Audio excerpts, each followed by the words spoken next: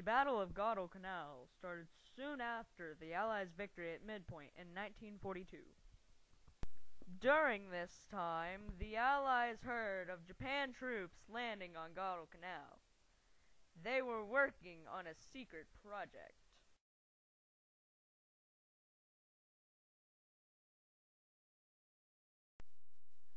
Seeing as how the Japan had landed troops on the deserted islands in the Solomon Islands, it made the U.S. very suspicious.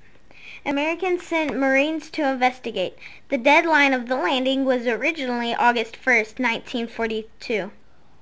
But it was postponed to August 4th, then finally August 7th. Admiral Ernest King and his troops were in the 1st Division.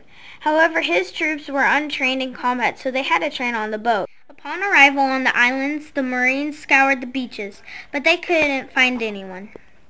Traveling in the jungle was very peaceful, with no fighting, but late August 8th, the troops found the airfield.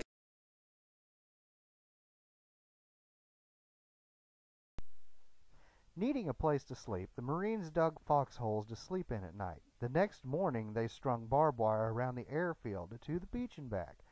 After that was done, the rebuilding began, but disaster struck. The Japanese pilots attacked the Americans' boats, leaving them stranded.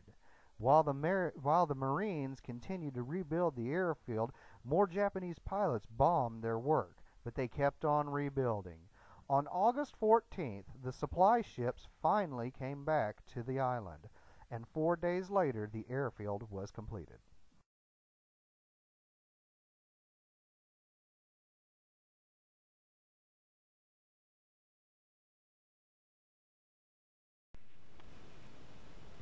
Even though the island was now claimed by the U.S., the fighting didn't stop.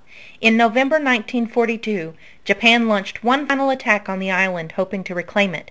But our troops kept holding on. An estimate of about 2,000 Japanese troops were sent in the attack. When we kept holding on, the Emperor ordered a withdrawal from the island. In February 1943, the island was finally ours for good.